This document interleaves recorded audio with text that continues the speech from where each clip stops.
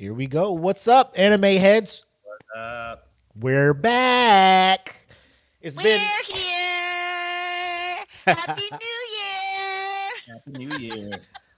we're like a month and a half into the new year, so we're kind of late. But everybody has lives over here, and we finally found time to all come together. And I know, Breathe. like I said, we're late, and we're talking about some of the anime from 2024 that kind of caught our eye to bring up. Hey, this is something new we've seen. Not a lot of people have been talking about it, or maybe people have been talking about it, but we haven't talked about it on our program. So our plan is to talk about 2024 shows tonight, and then our next show kind of talk about anime that if not already come out, that is due to come out during the winter cycle of 2025, which already has some amazing shows Oh yeah. on deck and out and about now. So, without further ado, unless you guys have something to add, we can play our intro and get into the proceedings this evening. Yes. All right, let's do it. The following is a presentation of the That Feeling Podcast Network, reminding you to always question the answers.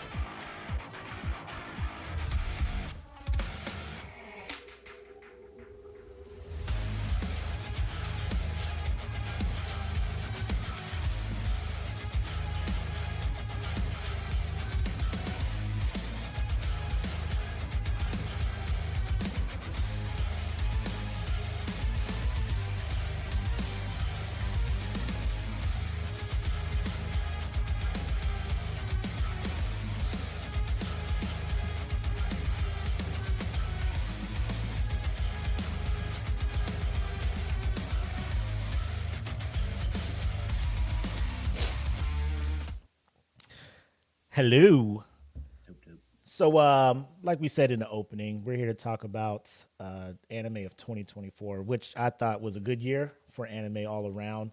You had some continuations of well-established IPs, and you also had some brand new IPs based on some amazing manga that have come out. So, without further ado, we don't want to. Oh, before Jackie gets on me, do we have our shots before?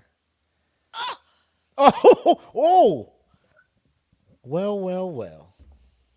Well, should I go run really quick? Yes. yes, Jackie, you can Ow. run. What? Ladies and gentlemen. Ladies and gentlemen. Oh, reprimand Jackie. Because she's the one that usually reminds us, like, bro, we didn't do our Yeah, I shots. And I'm just like, well, let me make sure I have my shot here.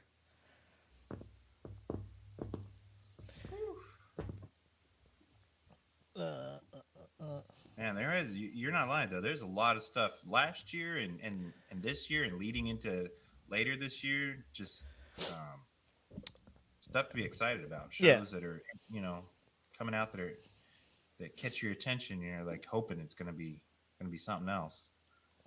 Yeah, 2025 is shaping up, if everything rolls out the way it's supposed to be another dope year for anime.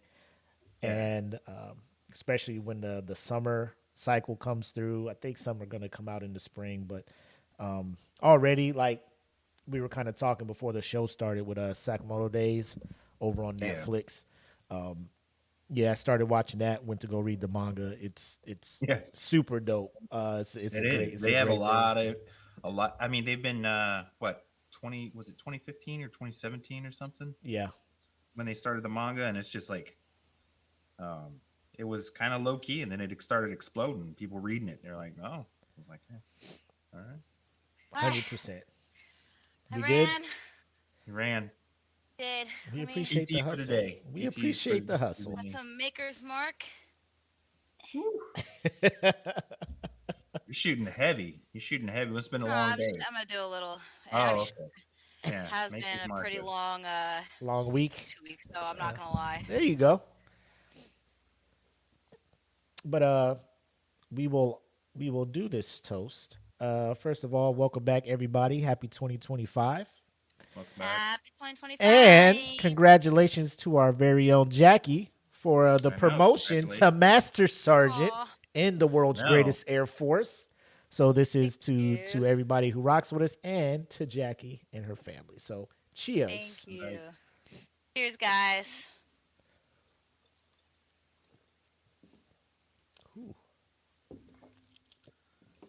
You know what? I think me and Tequila are starting to be cool again. Ooh, that's adventurous. You're a brave man. A little When bit. I've had our falling out, I don't know if me and Tequila ever be back after our falling out. Hey, I thought so too, but I don't know. Yeah. Come When I was on. in back. Korea, prayers man. and promises from the last time. I don't know. I got to keep up with it. Dude, when I was in Korea, to me and Tequila did not get along, but I was also drinking like, what was that? Jose Cuervo Gold. Well, there you have Like- it. You know. Yeah, and, like blacking out constantly. So we don't drink that shit no more.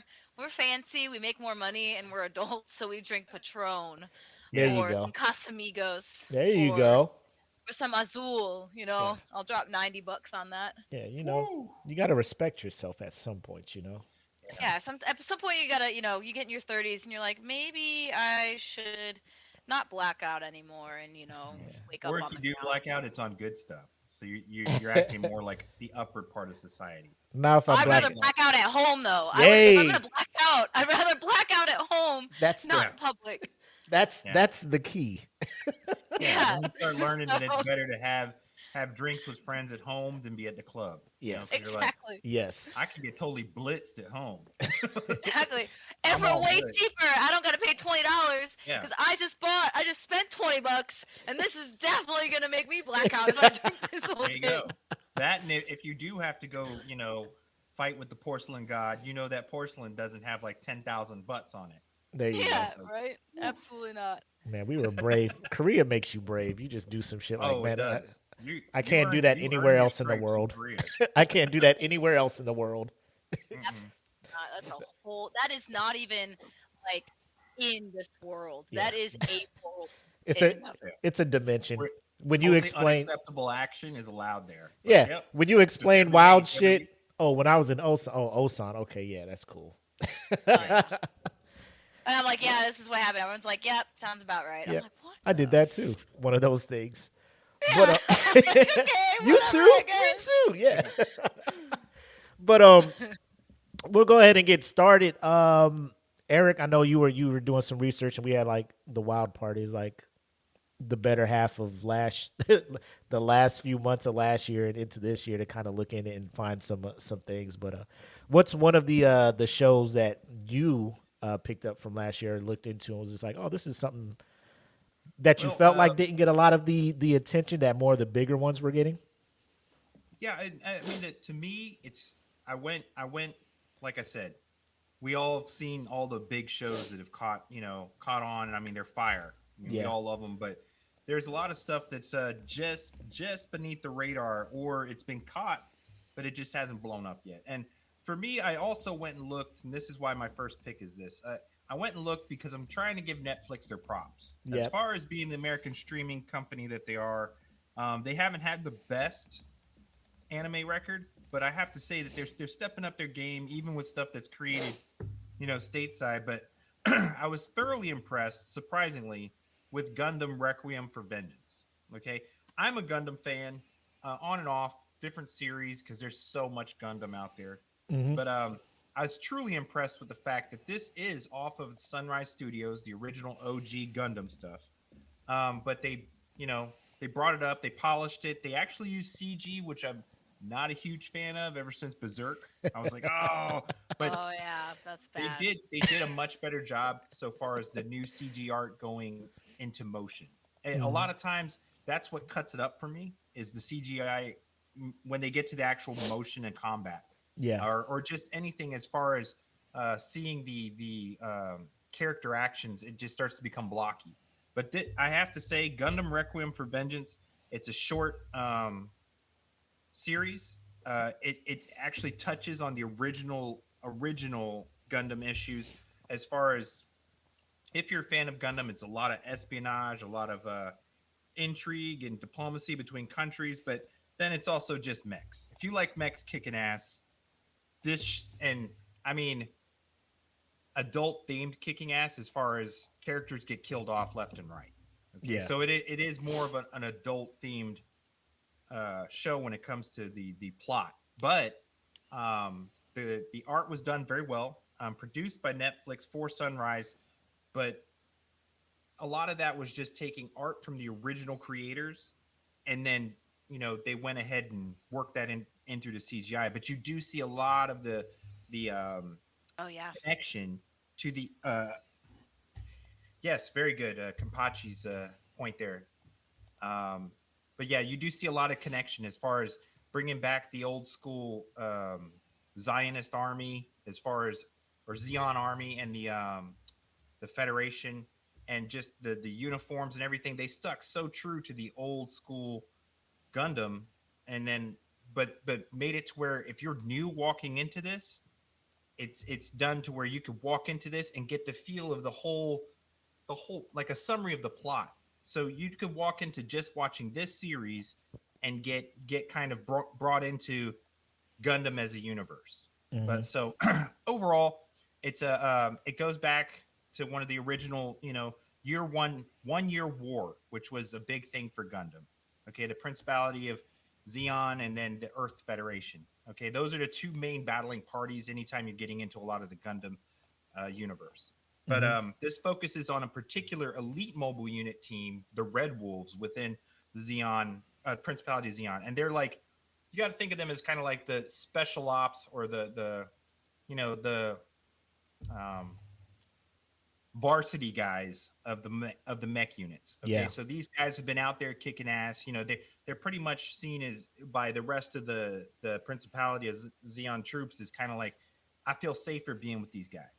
Well, as the story goes on, you're following that team as their first run in with an actual like Gundam unit. The first time they ever see a Gundam EX model mech, and the way that it's presented does the story is very good. It's a focus on the characters of that Red Wolf army, or the Red Wolf unit within the army. So uh, you're seeing it from their perspective, which a lot of the other Gundam series you're watching it from the actual Earth Federation side. So it's kind of cool to get to see more, from the characters that are usually just, the bad guys, or the enemy that you see getting slaughtered. But the overall, it focuses on the Red Wolf Alpha, or Wolf Mother, of the Red Wolf Squadron. She's kind of the point of view for the most of the story that you're getting, her and her unit. And as it builds, it kind of, like I said, it goes into those plots that are a little more adult, or deeply themed, or associated with war. And anytime you're dealing with war and governments and diplomacy and so forth, or the soldiers out in the field, that's when you start getting into a lot of those areas where it's going to become a lot of philosophical or ideology that you're looking at.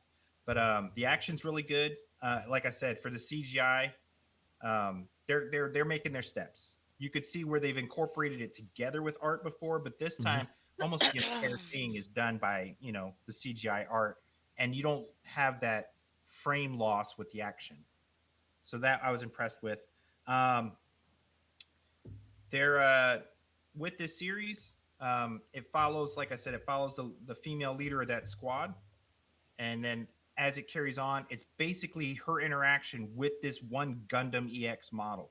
So you get to see the very intro, like a basic roll into the conflict going on, the Red Wolves coming into it, and then how the whole war kind of flips as soon as this new model Gundam comes out, and it kind of makes everyone sit back and take notice and realize, oh, this we're heading into levels of conflict where mass numbers and huge armies aren't going to be all that matters anymore. So Right. if you like mech combat, if you like um, deep storylines, especially anything centered around like the relationship between comrades in arms, the struggle, the seeing the both sides of a conflict and war zone, This series does a great job with that, and like I said, it gives Netflix that one more notch on their belt that they're working at it. They're trying to get there, and I think they're making great strides. They keep in this direction. Um, I think they're gonna do well, especially like me and Willie were discussing earlier, with all the stuff that's coming out now and the stuff that's catching people's attention.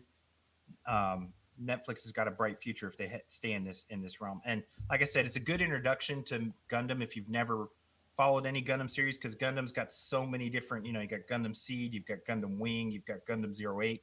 You could go into all these different Gundams, and it's kind of overwhelming because you're entering a different time periods in this war. This is a good starting point for anyone who kind of just wants to see what the whole conflict is about. So overall, I think it's a good series. Does it have areas that could be improved? Absolutely. Anytime you're dealing with CGI over the actual drawn art, you run into that, in my opinion. But all in all, it does a very good job of bringing you Gundam, bringing you mechs, bringing you a good story, and I think that if they keep up with it, if they have another season, it'll catch on. Yeah. So with Gundam, it's one of those series that has goes way far back. There's different stories that are being told in the universe that Gundam is in. Is this something like, as somebody who was never tapped into Gundam before, any of the sagas that have been produced, could they, bring this up, watch these 6 episodes, and not be completely lost? Like, I don't understand what's going on, or I think so, absolutely. That's a good question. But anytime you're walking into Gundam, like if you walk into, a lot of us got introduced into more of the Gundam universe when Toonami had Gundam Wing. Yeah. Okay. When Gundam Wing and Endless Waltz are masterpieces. Okay. When it comes to character building, the overall series being, but you can easily get lost if you step in, let's say, episode 10 of that. You're like, what? This one is a very easy. There's not as many facets to it, and it follows a small enough group and gives you the broader picture. So you can walk into this and go, oh, that's who the Principality is. That's who the Federation is. This is what they're fighting about. But it's not so in depth that you get lost, but it's enough to where you're like, okay, I got the feel of what's going on in Gundam, and now I know the sides, and I can watch this play out and kind of feel, okay, there's not just good and bad. It's not just black and white. right. Both sides have their points. So in that way, this is one of those good starter ones, I feel, to bring you into the whole thing. Will it cover all the depth and intricacies of Gundam? No.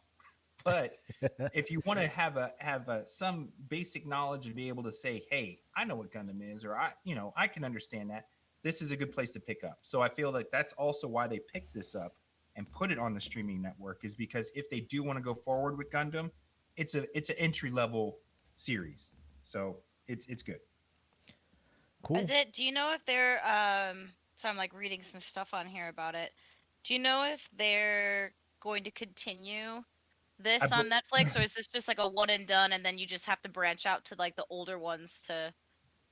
It's tough with Netflix. I don't feel that this got the success level that Netflix wanted for it, but it's yet to be seen because it is relatively. I mean, it's only a couple months old. I think maybe less than half a year old. So Yeah, maybe October. if it's given a little bit more time on the streaming network and it gets more proliferated out to Netflix overseas, and it picks up that fan base, I think they might go with it, but it probably won't focus on the same characters.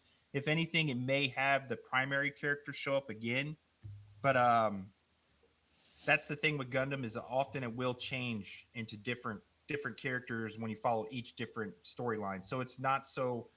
That's why it makes it difficult to follow. If you, like Willie was saying, if you start way back in the late 70s, early 80s of seeing the manga for different mech wars and stuff, and then you start picking up into different Gundam stories. There's so many characters, so many. So I think that if this catches on, if people enjoy it and it picks up some following, they may go for a second season. But you know how Netflix is. They're very finicky with, hey, do I want to do this again? Even for stuff that people love, they'll cancel it the next season just because they feel like it didn't go where they wanted to. So it's always a risk with Netflix. That's why I said they're making strides with anime, is opening the door. But really, when it comes to foreign anime, they're picking up they're behind Crunchyroll, I'd say, a year or maybe more on just having consistency. So, you may see something pop up unless it's the big dogs like Demon Slayer or One Piece, of course. But when it comes to the smaller ones that aren't as huge of a fan base or not as on fire right now, it's a hit and miss. Yeah. So, you know, Yeah, I don't and know. for a lot of these streaming services, I feel their downside is they don't really give shows or new IPs that are new to them a chance to breathe and like get that fan base. It's like they'll put one season out, it doesn't get the ratings that they want, and they just cut it, right? Instead of just letting it sit Yeah. there and give it a couple of episodes or a couple of seasons, at least two.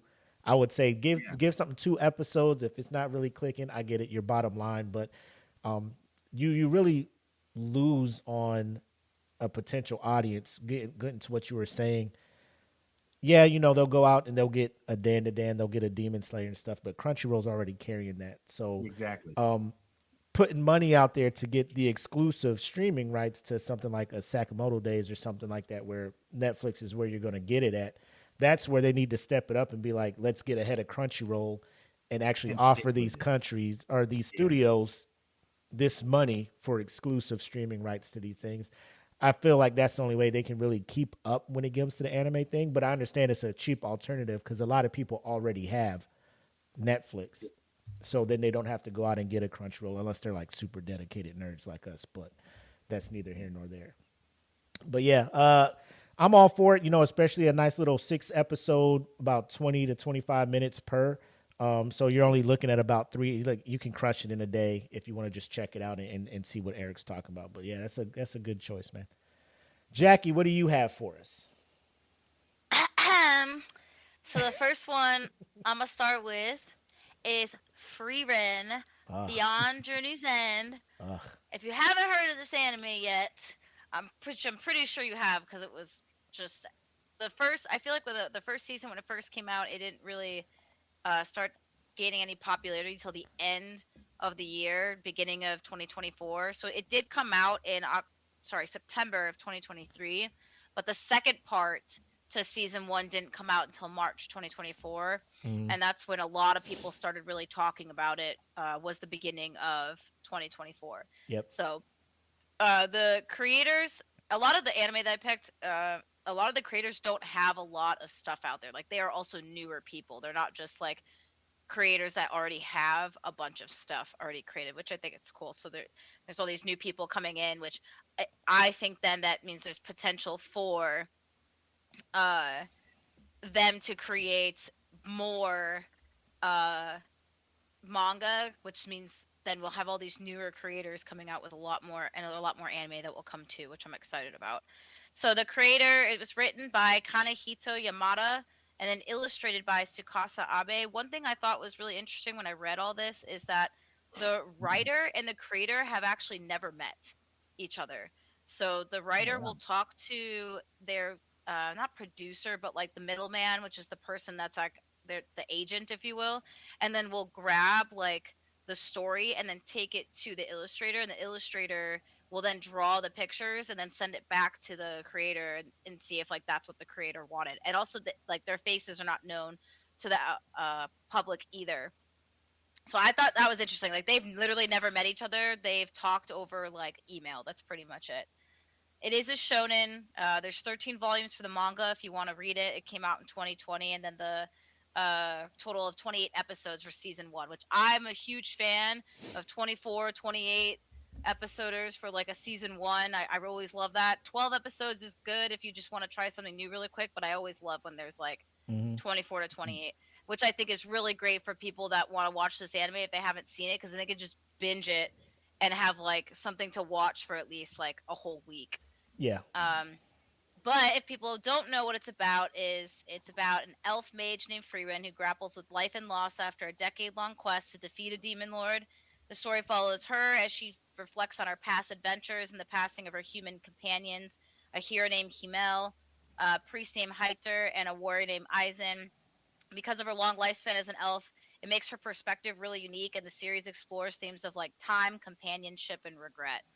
So it's very emotional personally, and because she does live that like super long life, time to her especially like a span of 10 years is like nothing. Like she thinks a decade was like just yesterday. Whereas for humans, like a decade is a very, very long time. It's a very precious amount of time because their lives are so much shorter than hers.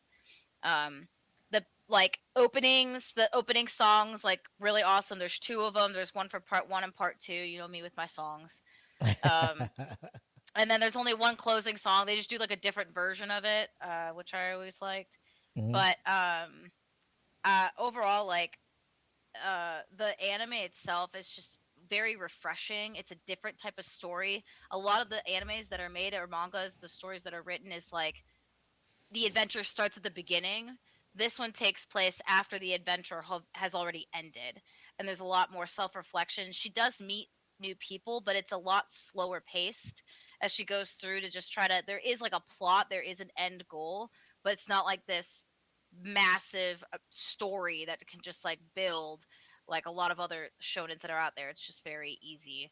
And the art style is just amazing. I think the character development is awesome. Um, I did the manga won 14th manga Taisho and the 25th annual Tezuka Osamu Cultural Prizes New Creator Prize in 2021. It also got a manga award, 69th place, and a 48th place in the shonen category in 2024. So it's just been winning awards since it's come out. There's nothing really like anime wise that it's won awards yet.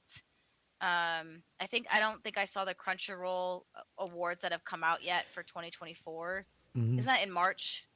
No, usually they do it towards the end. I know this is one of those the ones we were talking about pre-show. Kind of started towards the end of 2023, then rolled into early Yeah, 2024. But I know it was getting a lot of critical acclaim in 20 at the end of 23, I believe, yeah, and also it didn't win any Crunchyroll awards, but a lot of these other kind of smaller anime, uh, you know, conglomerates, they were giving it a lot yeah, of praise. So, and having watched it myself, I was late to the show. I got there uh, once the latest season ended, but I was able to binge all through it, and I 100% agree with everything you're saying as far as this story as a whole, and on top yeah, of the how they're bringing it from the manga to live motion animation. It's amazing. yeah. It's one of my new favorites. It's just very relaxing to watch, and it's very even just a little bit of the cliffhangers and things you see. It's just she's already OP, but it's not like I don't know how to explain It's it. not like Like a Saitama OP or yeah, yeah or even like a solo leveling OP. yeah. It's different. It's really nice. The artists though that did illustrate the anime, they have also illustrated Beastars, Oshinoko, Monogatari, and then the studio's Madhouse Anime, which we all know Yeah. has created a lot of great animes. So I just really like it a lot. I thought it was just really awesome and different take on shonen. So I really liked the route that uh, the shonen um, that went with this. Yeah, that's my first one. I love it. You guys should really watch it. It's awesome. But if you are a very fast-paced person, I think it will be hard for some people to get into it if they're not for like the because I would say it's almost a little slice of lifey even with some fantasy elements because it is just slower pace. So it Hmm. just depends on like what you're looking for in anime. No, it's more of a like a just a study on the main character in her journey because as an elf she lives way longer than most humans. So like you were talking about, there's they send you flashbacks and like little snippets of her initial journey with her first I guess guild, her first team to do their first adventure, and you see her going back and seeing memorials and things of the heroes that were with her, going back and visiting them, and they're older, and her trying to open up and allow new people to be a part of her life, like this new team that she's building to go on this next journey. It's if you're into like any kind of RPG or anything where you have a mage, you have Yeah, a melee character, a bar, like there she's just building her party, and it's just that she's OP, but like she is very wide. Like she's just not out here just being comical with it or being Right. cocky with it. It's in proportion, and she only levels up and does that shit when she needs to. Which one of Right. the when she's fighting the demon, and she's just that whole scene with the scales, like my power's stronger than Oh, your. That just that scene in yeah. itself, I'm just like, bro, that's so slick. Like I love that part. So if you Yeah. haven't seen it, I'd recommend checking it out. Over on Crunchyroll, by the way. I don't know if it's on anything else, but at this point, Crunchyroll just absorbed Funimation, and I think High Dive's still doing its thing by Yeah. itself. High Dive's only got like, at least when I saw it, because I got High Dive only to watch Oshinoko, but now Oshinoko's on Disney Plus. That's what I'm saying. So I don't really know what High Dive Brings to the table anymore. offers anymore, unless they take over all of the older animes now that no one's gonna have access to anymore because they're getting rid of, and they're really like cranking down. What's the word? Harping on all of the pirating sites, and they're really starting to like find them and shut them down. Yeah. So you So I won't be think able to find them on YouTube and stuff anymore. Yeah. I don't know about YouTube. I think YouTube will still have like some of the older ones, but not all of them are on there. So Mm-mm. like yeah, there's several, like I can only watch it unless I went on a website like Kiss Anime, and Yeah. that's the only place that it was located. Yep. Yeah, watch it, love it. It's great. Opening and closing songs great. The artist is awesome. They're also new, so they don't have any like other animes they sung for. So Cool. So my first one was kind of an obscure, like out of nowhere. Like I was watching a YouTuber who is just, I guess, dedicates his life to just staying up on what anime is coming down the pipe. The channel is Mother's Basement. I don't know the dude's name, but he was mentioning when he was talking about coming down the pipe. There's an anime along with what Eric was saying when you get these mechs, these giant robots, you get in there and it's just takes me back to Transformers, Voltron, all of these things. So there's a anime out there called Brave Bang Bravern, right? Only 12 episodes. It's on Crunchyroll. And when I say it's one of these anime where, and I'm really big on not being fans of any property where people are like, yeah, you just got to turn your brain off and just enjoy it. This is one of those things because, like I said, only 12 episodes, about 25 minutes max per episode. So, you're looking at less than 6 hours to crank this thing out. But yeah, it's created by I think the biggest thing that was hyping this thing up is the director and kind of the designer for the mechs is Obari Masumi, who was very popular when it comes to designing the mechs for Gundam. He did some work for Transformers, like showing people how to kind of do that back in the 80s and leading up. So anything with mechs, he's probably behind it. So when he just came out of nowhere and is just like, hey, this is an original animated series, no manga behind it. I'm writing this and I'm directing it.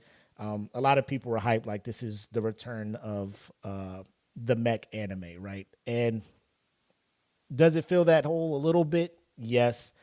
But when you're looking at a Gurren Lagann or a Gundam or Evangelion or like things like that are just Very the deep. core, very deep, and they have.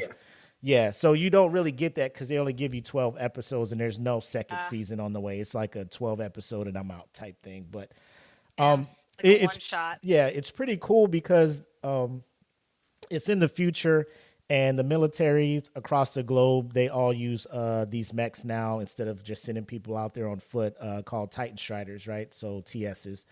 And they're pretty dope. Like they're on Hawaii. They're doing like, I guess what would be their big, what do they call it now? Pac Rim, when they go and do all these forces come together, they simulate war, and then afterwards they have these celebrations and stuff. Kind of, if you watch the horrible Battleship movie starring Rihanna and the rest of them, it's almost like that. They're doing their exercise, and the two main characters I would say is there's a Lieutenant Io Asami from Japan. He's like their best pilot.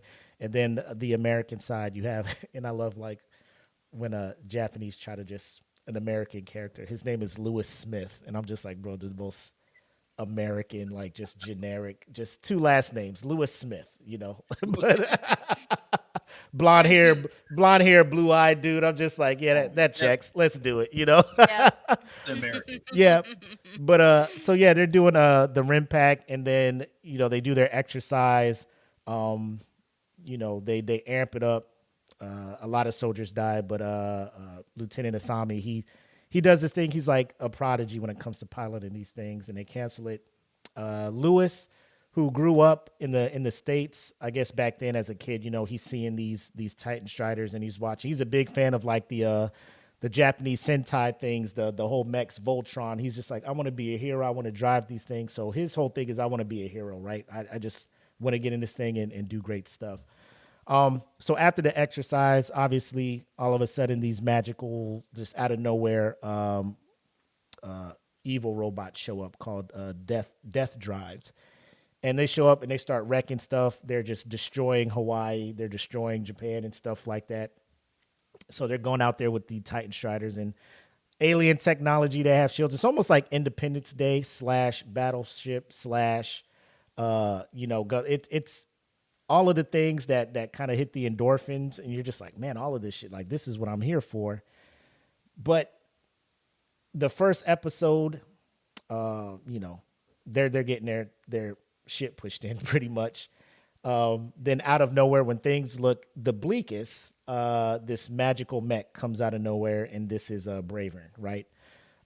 He lands. He's the only one that's able to like defeat these things. But in order for him to reach his full power, he needs somebody to operate him from the inside. So he's just like, Asami, you have to be the one to do it. Like, nobody else can function me but you, Asami. So they fight off the first wave. Everybody's hella suspicious. Like, where the fuck did you come from? Why are you the only ones that can fight these things? X, Y, Z. Like standard military shit. Like, thanks for helping us, but WTF. Yeah, WTF. Are you with us or against us? X, Y, and Z. Yeah.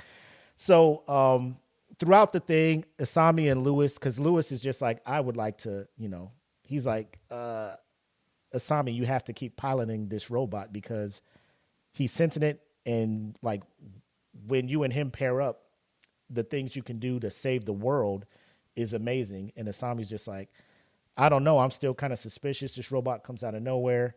I go inside of him, and then, the funny thing is, and it's a lot of comedy where you can look at it almost like a slapstick, because when Bravern is talking about how powerful he is in the chemistry between him and Lieutenant Asami, he's just like, when he's inside of me, I feel everything flowing, and it burns, and it comes to the military people are like, yo, chill. Like, we get it, So it's a lot of that. So it's funny, but it's funny. It's cool how Japan is just so like cool, just being the double entendres All and the stuff like sexual that. freaking Yeah, jokes. yeah. Over here in the States, they'd be like, "Ooh, yo, we can't be saying stuff like that," or everybody be saying pause. But it's just you get several death drives that come through. You fight the first one, and then two more show up. In Hawaii for the second wave. They send and it's also, they got AWACS and stuff trying to help out and do good. So like, you're watching it, like we all get it. We've all been controllers, and we're sitting there like, Yeah. really?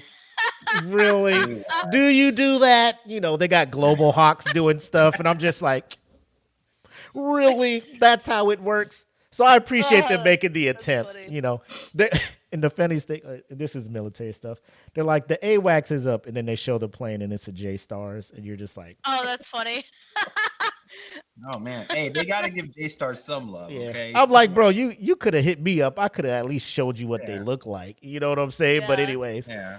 but no, it's just it gets further in, and like I said, I don't want to give too much. It's only 12 episodes, but the biggest part for me that I liked, and the kid in me is just different nations, because Germany was there. All these countries come together. It's like Independence Day. Everybody puts their differences to the side. They're like, hey, we got to come together.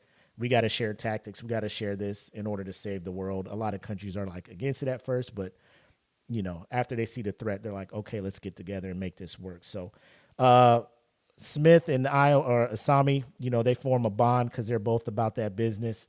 And there's a part in it where they start doing this whole time loop and time travel plot where it starts to lose me for a bit, and that's the part where I just had to turn my brain off and just let the show be the show. Yeah. But at the end, like I said, I didn't invest too much of my time. It's not like I sat there through 24 episodes and was like, yo, what the hell is this? So a good 12 episode watch. It's by Game Pictures, which Games is the video game developer that develops the action RPG. I think it's Grand Blue, and they have different games and stuff like that. So they're trying to get into animation. This is their first attempt. I guess they're trying to see how it works. Looking at reviews, it's hit or miss. Like some people are just not a fan of the plot, not a fan of the comedy or the attempted comedy. I thought it was pretty cool, but that's my pick. It is Brave Bang Bravern, and it's over on Crunchyroll. 12 I episodes. saw it on a couple lists, so it was people have definitely got eyes on it because Yep. it's on that hey, you might have missed this, but it's fire kind of list, So Yeah. I have to check it out. But that's what I got. What's another one you got, EJ? Okay, so my other pick is called The Unwanted Undead Adventurer. Ooh. I wanted to see that. Ooh. Yeah, I've been watching it, and apparently it's written by Yu Okano. The manga is, and then its original run was September of 2016, but it's still ongoing. So they only recently picked it up to as an anime and released it this year. It's produced by Mitsuru Nambar. I'm sorry, I'm going to butcher some of these names. And Takashi Six, which makes no sense because they're my people. But I butcher it all the time. Disappointment. Yeah, I know. The music is pretty good. I mean, the music's pretty good leading in. It kind of felt like when I first started watching it, because once again, my research, I was looking at stuff that was a little bit more obscure. Mm-hmm. Like it came out this year, but it wasn't or it came out last year, but it wasn't something that everybody was flocking to. So I checked this one out, and actually, I was decently surprised by the story. Once again, we're going back to story, kind of like Jacci hit on with her selection. Mm-hmm. This one isn't super fast paced like a lot of shonen. It's not like crazy action from the onset. The art is good. I wouldn't say it's excellent, but it's good enough to tell the story. The story though is pretty interesting because the main character, as you're introduced and it carries on, from episode 1, the main character dies. So you're following this guy. It's like not even 2 minutes into the story, and the dude gets He's that's done. it. He's Yeah. unalived by this giant monster, and you're like, wow. But that's the whole point of this story. That's why it caught my attention, and I started watching it, is because it's interesting. He's dead, but he's undead. So he comes back as a skeleton, and he's kind of talking you through the mistakes he made. So basically, it's your average RPG kind of fantasy setting, okay? And it's spoken about like a video game, because he's talking about how he's a bronze level adventurer, so he's not very high. He's like, I'm not one of the better ones. I'm working my way up. Yeah.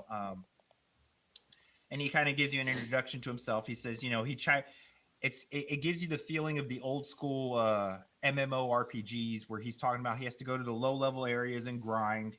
He's not the kind of guy that's part of a team. He's like, I go solo because I'm not really that good. So he kind of is explaining this, and basically as the story develops in the first episode, carrying you in, he basically comes across an opportunity that's like whoa, I found something no one else knew about, and in pursuing that, he ends up dying. Okay. Mm-hmm. But in a parallel that I like, and this is just me going off on a tangent, but if you're a fan of the Souls games like Demon Souls, Dark Souls, in those games, you lose your humanity. You become a skeletal or a desiccated version of yourself until you've gained enough energy back to where you can become human again or mortal again. In this, that's his goal. He's trying to return to life. So he is just a skeleton. He's wearing this, low grade armor and stuff, but he's adventuring forward because he's like, I've got to find out if I can come back to being a person. Okay. And he meets these people along the way, and a lot of it's just his interaction with these other adventurers and him slowly becoming a better adventurer, even though he has failed as far as you can. That's as big as you can fail. You die. Yeah. I mean, he's dead, but his um, motivation and his drive, even though he's not the greatest, but his just want to, to achieve these things draws those people to want to help him. So it's only 12 episodes long. It's well written as far as the character acting too. The voice acting is done pretty well. Um, it's interesting enough to hook you as far as you want to see where he's going to go from here and what all of it means, because one of the things that ends up becoming part of the story is he has this mask that he wears, and it's part of his appearance. But he as things progress, it's almost like, I don't know if it's a destiny or something, but it's almost like it's part of his destiny to go through this. So like I said, it's only the first season's 12 episodes. It's a real easy thing to get into. And just, if anything, I like the characters and I like the difference in the story. He's not OP. He's far from OP, but his heart is OP. You know what I mean? So Yeah. he's going to keep trying, even though he's a straight up skeleton. I mean, he's just a skeleton with armor on. So it's strange rooting for him, but you're just like, I hope this guy gets his humanity back. But it's a cool show. Hopefully you guys can check it out and like it. I hope that they continue with it. Right now, it's only on Crunchyroll. It's from Studio Connect. It's licensed through Crunchy.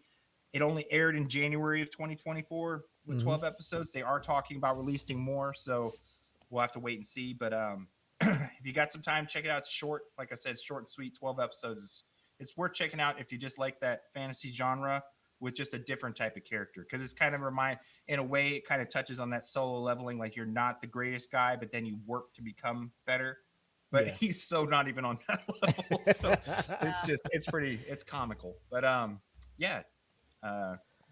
the title alone has caught my eyes. Once again, the title is The Unwanted Undead Adventurer, because he kind of has no buddies, but he starts to build up a file or a team as it gets towards the end. Or at least one person is said they will go with him to try to get his humanity back. So, check it out. It's pretty fun.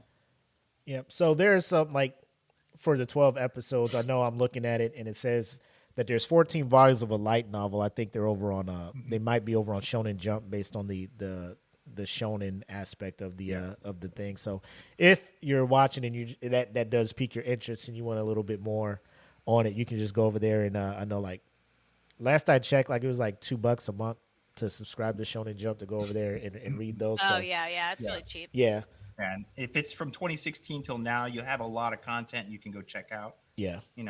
So 100%. Yeah, and I didn't realize this, but for anyone that's watching too, like, if you don't know the differences between shonen, shoujo, and I think it's seinen. Shonen is usually geared more towards young teenage boys. Yep. Shoujo is going to be younger girls, so that's where your romance, your slice of lives usually are. Yeah. And then your seinen is going to be adult men, which I think is interesting that they have these genres, and it's like only one of them is focused towards like young girls, but then the one seinen is just like, adult men. I don't really know a lot of sign-in titles. Like, I've seen it a lot where they throw it out. Like, it's cool that you're showing the categories. So one of them I'm going to talk about is a seinen. Okay, cool. For my anime today. Yeah, it's rare to find something that's really popular that falls in that category. It's more mature. Yeah. Anime. So it's going to be like, hentai's not seinen. That's just hentai. That's just straight up like what it is. Different mature. Yeah. Different maturity there. You on Pornhub for that. So. Yeah. But I think that ReZero, no, not ReZero. What's that one where the dude is like, I think Goblin Slayer might be a seinen. Yeah, that is. And then I think what's the other one where like the dude gets reincarnated and he starts raping all the girls? Oh, the Redo of Healer. Yeah, Redo of Healer. Yeah. So that one's not a hentai because it doesn't show everything, but I think that one's a seinen also. Oh, well, maybe that's why seinen isn't that. But those are extreme. I'll say those are more your extreme. Yeah. You can also have a good mature like anime that's like there's mature elements into it. Like Attack on But Titan, I would say that is a mature. Yeah, Like that would nobody's strike me as more yeah, mature nobody's level. jumping like straight from Naruto over to Attack on Titan, thinking like, yeah, the Yeah, power of friendship's gonna get it. yeah, Is he gone? Oh, he's straight dead. up Okay, murked. yeah. yeah. Yeah, that's what I was thinking Like that. Berserk is considered a seinen. Tokyo Oh my Oh, Ghoul God, yeah. was Vinland okay, Saga. Tokyo Ghoul. That makes sense. That makes Yeah, sense. so and Berserk, if you know, like it's not just like there's weird things that happen in it, but again, that's the mature part. Yeah. So It approaches it from where you have an adult understanding, so you can yeah, watch that without just giggles. yeah. I just thought it was weird that it's like primarily adult males. I'm like, Yeah, Maybe in Japan they figure adult what if I women. like it too? yeah. I don't know. Like I know plenty of adult males who like the slice of life stuff too, which Yeah, is basically categorized only for young women, but it's very popular over there. Like I said, my mother was just there in December, um, and she says you'll see grown men in that section. Like, they've been following this manga forever, and that's their thing, And um, Oh, we hey, can't hear you, Jackie. Whatever you did, you muted yourself. did I mute myself? No, I can hear you, EJ. I'm saying Jackie. Oh, I think she took her thing off the charger and whatnot. She's like, oh, I gotta check stuff. oh. Nah, it's all good. But all no, right. Can you hear me now? yeah, we got you. Okay. I'm glad Jackie covered that because those three categories, like I always see shonen, and I never really paid attention to that. Yeah. You know, And shonen, because this is teenage boys, that's like your adventure action. That's Yeah. why, like, typically for shonens, you're gonna see like that's why Frieren is not your typical shonen because yes, it's action adventure, Hmm. but it's also like a female lead with a little bit of like I wouldn't say romance, but you would say like that. Not a lot of teenage boys would be more interested in that. It's not like your typical teenage boy audience. It covers more of a wider audience, which Yeah. maybe this is what shonen and shoujo and seinen usually are, but I think it's just changing and evolving as like the years go by and people are realizing anime is not just for the country of Japan. There's a lot more people interested in it and a lot of different types of people interested in the different Yep. genres. true, true. Cool. What you got up next, Jackie? Okay, so this one is called Apothecary Diaries. Nice. Uh, when I saw this one, like I saw it like advertised a lot, and I was like, oh, I like the cover. I really liked the art and like the colors and the cover, and then I kind of read it, and I also like I realized that all three of the ones I'm recommending all are female leads. I didn't realize that till after I was like sitting here thinking about it. So this is That's all also a good. female lead in here, but I really like this one because this one was also different, and it's a mystery kind of anime, but it's set back in like the hold on, I want to make sure that I don't like right there. It's a lighthearted historical drama featuring episodic medical mysteries. The story takes place in a fictional country modeled after Ming era China. The main character, Mao Mao, is a teen girl who works as a servant to the empress concubines. And I tried to look up like is everything that's happening pretty accurate? No and yes, so it's gonna be a little like over dramatized and like not super realistic because it's an anime. But they Uh-huh. did say that like a lot of the traditional and like back during that time era was pretty realistic, and some of the medicines were, some of them weren't. But Oh. the whole thing is it follows this girl who her dad used to be a doctor, and she was living in like the slums essentially, and she was working at one of the brothels, but she wasn't one of the like workers that the customers would buy. She just helped the people who worked there with like remedies, helping them like look beautiful, say beautiful, and she just like learned the ways of that. But she primarily like loves to be live in an apothecary. But one of her unique things is she loves testing poisons. So that like gets her all excited to like literally take something, and she doesn't care. She's just gonna rub it on her entire arm, and like at one point you see like her arm is just like really fucked up because she likes to try different things to see what the reactions are, and she gets Yeah. really excited. And in the anime, it's very comical. Like whenever someone says like, "Hey, that this thing might be poisonous," it shows that she has like cat ears that pop up because she gets really curious and she like wants to try it and she gets excited, and everyone has to like hold her back and tell her like, "You're not trying this poison." Um, but she ends up getting kidnapped and taken to the emperor's palace, and that was like typical back then. Like women would just get taken and then they would just end up being like servants at the palace basically, so she got Mhm. sold. And she kind of like, it's funny because she just like the way her demeanor is and her personality, it's not very like a pick me girl. She's very much just like, I just want to pick herbs and try poisons and not care, but she's very curious. But she so when she gets dropped off, she's like, oh well, I guess this is where I am now. She just starts like doing her job as a servant. But then something happens where someone's like getting sick or whatever, and of course she has to like use her talents. She gets recognized by one of the what are the dudes that are called when they don't have like a private area? But they're not priests, but they're Unix. yeah, a eunuch is like, hey, you have a lot of knowledge. Can you figure out like what's going on with this girl?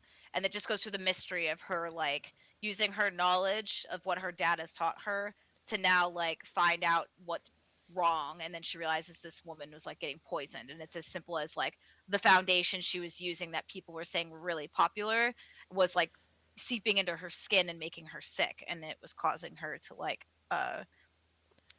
have like multiple miscarriages and stuff. And it just goes through like the whole entire there's a season one with two parts, and then season two just started this year, so right now I think there's about 5 episodes. And it's just like a mystery drama where she's navigating through palace life, and she's helping out the concubines there and just trying to figure out like who's trying to like basically like either ruin the emperor's ability to like have an heir, or hurting like some of the concubines. And it seems like there's a bigger story to it, especially there is some romantic elements between her and one of the eunuchs. And like you learn like a little bit like for her, she's completely oblivious. She's just like doing whatever she wants to do. It's more so him Right. that is like interested in her, but she's just like, why are you looking at me like that? And Yeah. then she like moves on. So it's very cat mouse, cat or yeah, cat mouse type of game where he's really chasing her, but also trying to keep a distance because she's not interested. Yeah. Um, I like it though; it's funny. I like the mystery drama to it too. You're like, oh shit, is she gonna find out like what's going on? Some of it's sad, but the creator and illustrator, same thing. Like you have two different people. Um, uh, but it looks like when I read it, it was illustrated and first published in 2011. So it actually has been out as a manga for a really long time before they animated it, starting in October 2023, and then it's Uh-huh. ongoing. Fun fact though, the animation studio, it's Toho Animation and OLM. The manga was created by Square Enix, Oh, really? which is pretty cool. Yeah, so Hmm. it started off as a light novel in 2011, then it became a manga in 2017, and then now it's an anime. So it's been out for like a really long time. Um, it's it has won it's called a Picoma Award for both the light novel and manga adaptations, and it won the 2023 Anime Award for Best Mystery and Suspense, and it was also ranked 6th in Anime News Network's top 10 anime of 2024. So it was high up there, like just, and for people that don't know like who OLM is, they're the ones that are primary study for making Pokemon. So Hmm. Okay. um, it's really fun. I really like this anime. It's just super fun. The dynamic too that she has with everybody, because she's not like your typical, like female character that's just like everyone loves her or something. I mean, people do like they flock to her, but like Yeah. she's just very ordinary. And I don't know. I like it. It's an awesome show. I think you should watch it, uh, especially for the mystery and the drama, and a little bit of romantic elements. Yeah. She's probably one of the more intriguing main characters out there because her. It's a. I'll just say I've never seen a character with kind of like this, this attitude, this outlook on life. It's just like Jackie said, she's about her business. I'm here. They see my talents and my skills. They're just like, hey, we're gonna make you like this, Frieren. You're gonna be the poison taste tester, all of this stuff. She's just like, Oh yeah, I forgot to say that. she's about this whole, poison. I want to see what this does to me, so I could. People are like, yo, you are crazy. Stop it. And then the eunuch you were talking about, Jacci, I think. Yeah. Like everybody loves this dude, like men and women. They be like, yo, this dude is hot. And he's just like, I want you. And she's just He's like Sesshomaru and Inuyasha. yeah. And, he's just like, whatever, I'm after her. And she's just like, whatever, I'm about this poison life, So it's a. Yeah. It's, I forgot to say cool. that she was originally picked up because they were going to use her because back in the day they had to have people trial the food and drinks. Yeah. Because they're considered expendable. And when she found out that she could be like testing poisons for a living and get paid way more and be able to send money back to her dad, she was like, sign me up. Hell yeah, I will do that. And then she doesn't die or anything to a lot of them because she either can figure out what it is before she does it, or she has, since she's tried so many poisons already, it's not that her body's immune. Mm-hmm. It's just she either knows what to do as soon as she takes it, what the cure is, or her body is just built up a tolerance, so she just gets like a little bit sick. Yeah.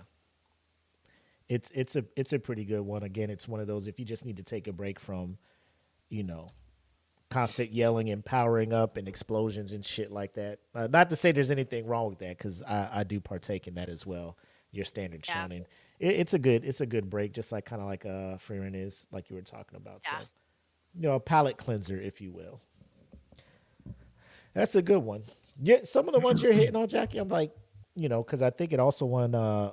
It came in 4th place when it was talking about best animes of 2024. I forget what list it was on, but yeah, it's a pretty good read. I haven't read the manga. I don't know if it's on, if it'll be on Shonen Jump, but there's other websites and other apps you can go get manga. So I don't think Shonen Jump is the one all be all. So you can just type it in Google and find a place where you can read it and catch up on it. So yeah, I don't think it's a shonen.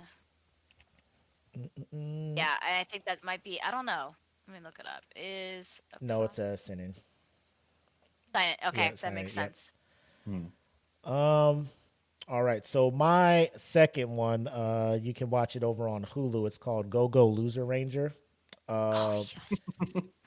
This show, I will say, is I don't know, guilty pleasure. But again, 12 episodes. I crushed through all of them, and it is I think the phase of superheroes are people who are elevated and put on a pedestal in the eyes of the public to be, just integrity and the best of the best, cream of the crop. But in real life, they are just scummy and just running rackets and stuff. That is kind of what you're getting here. It's pretty much the plot.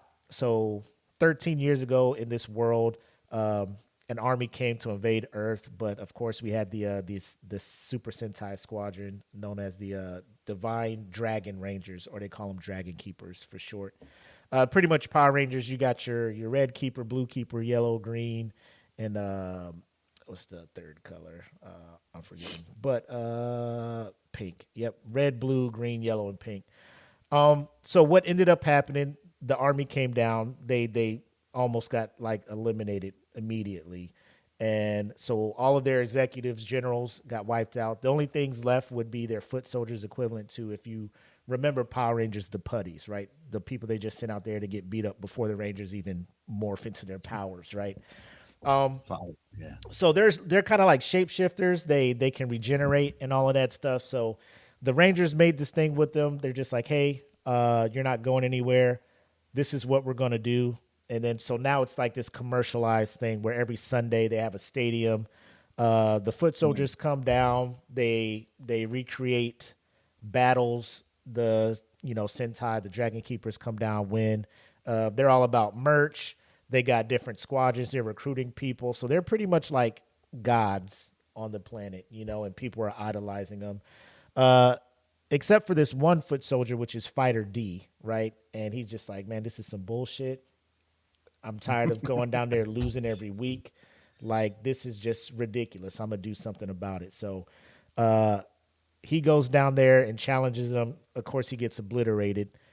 But instead of respawning back on the ship, he just respawns somewhere else on the surface, and he's like shapeshift into a regular person and tries to infiltrate the dragon squadrons to take them out.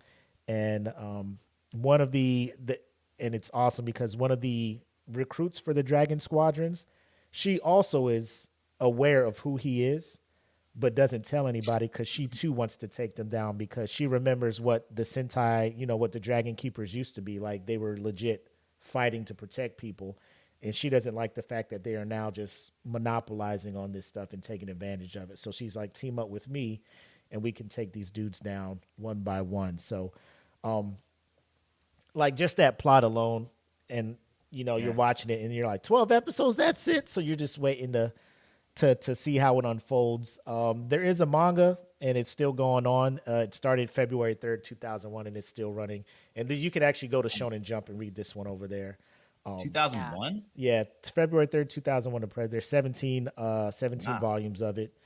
The studio that animates it is YoStar Pictures, and I went to go see what they've done, and it's like some off-brand. I've never seen it, and then Loser Ranger.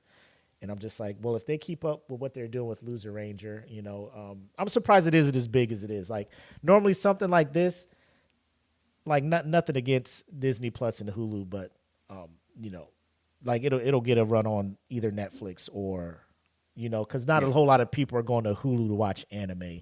Unless you go to Crunchyroll and Netflix and it's like not available, then you go to Hulu. Like, well, Hulu has it, so I guess I'll watch it here with ads, But but no, it's an amazing thing, and I'm always about I don't know why. Like, I always have a soft spot of like, the villain that is the anti-hero that's like, I'm gonna come down and give these guys what they deserve, right? So you can relate to it. Yeah, the thing is, like, they can die like the foot soldiers. I know they respawn, but like if they are killed with certain weapons, I think the weapon they use, each of them have, I think it's like the divine artifact or something like that, divine tool. So if they use that and kill the foot soldiers, like they're gone. So that's why he's trying to just stay super incognito and try to infiltrate in and take these guys out. But each of the keepers, the red dude is obviously the leader. He's like the one that has the public persona, smiling, thumbs up, hey, everything will be okay. Yeah. The blue keeper is like the Raphael of the group. He's like, I'm gonna destroy all you people. He's the only dude with like a visible scar on his face, so he's seen some stuff. So each of the Rangers got their own kind of personality. I'm just, like I said, I'm watching this. I'm like, I'm surprised this hasn't gotten more buzz than it's gotten. Attention. Like in the summer, I know it was kind of big for a minute, but nobody's really hyping it up anymore. Maybe because it was only the 12 episodes. You're waiting. But maybe they're waiting to see what the next season is. But like I said, it's like I'm watching this thing. I went, like, after watching it, I went and read the manga. I'm just like, bro, I need to see, like, if this doesn't get picked up and they continue the animation, or if they go around and do some weird stuff like they did with Promised Neverland and they give you like a fire first season and then they just ruin the rest of it. I would just say keep this, whatever company's working it now, just keep it here. But it's an amazing watch. But not unfortunately, the only place you can watch it is over on Hulu. So if you got his Disney Plus Hulu package, you should be able to check it out. I should have that, but I don't know why I pay for them separately. I don't know what's going on there. But that's a different story. I always see it and I'm like, I do have that, and then I could just combine them and pay one price. I know. But as of now, 20 million copies in circulation for the manga, so it's popular over there in Japan. I'm just hoping that it just translates over to the animated side as well. So yeah. Sounds like it'd be pretty interesting, especially to carry it on for a bit, because it's a different premise on the main character being. I mean, you said anti-hero, and I mean I get that, but in a way, he's only an anti-hero because you're viewing it from the Earth side. From his side, it's probably like. He's a hero. I mean, initially they were, because they came down there like, oh, we're going to invade and take over Earth. And then after 13 years of just getting your shit pushed in every Sunday, you're just like, I'm tired of this, man. Like, I'm done. Let us go. Like, you won. Let us go. But their fortress is chained down. Like, the Rangers won't let them leave Earth. Oh wow. So it's just Yeah, like, that's dirty. you'll continue to do this or we'll kill you. And they're just like, well, Mm, damn, all right, I guess we have no choice, you know? mm. But yeah, so there's slight humor. I would say that it's almost like a kaiju number 8. Like there's enough humor in it to keep you laughing, but then there's the deeper side of it to where you're like seeing Yeah. the full true colors of the, no pun intended, of the Dragon Keepers. Yeah. See what you Cool. did there. Yeah, you see? Yeah. See Keep that? you on No your pun. toes. Keep you on your toes around Big here. Yeah. brain, big Yeah. brain. Awesome. All right. What else you got for us, EJ? All right, I had my last pick. I didn't get to finish it all, so I have to give that up front first. Uh-huh. I did get to check it out, but I didn't get to finish it all. But I do think that it's worth people checking it out. It's called the Elusive Samurai. Oh yeah. So it's once again, it's one of those from that list that people picked it up and said, hey, don't sleep on it. But not a lot of people have watched it.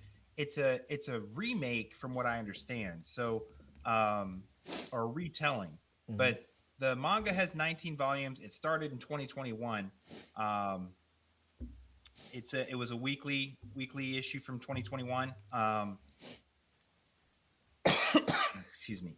So basically, your main it's a period piece, and it's going back to the Kamakura era, feudal Japan. Okay, and basically, you're following the main character as a young man. Okay, his whole life he's just been preparing to become this kind of, I don't know, like figurehead, but not anything real. So he's not like a real warrior or anything, but he's born into this. So he doesn't have to worry about it. He's got all his servants and stuff, and he's kind of just the image of, hey, I'm gonna be a ruler. Okay. Mhm. But he is that I don't know, like the slacker any of us would be in the situation where you're like, hey, you're gonna be in charge, but you don't really have to do anything.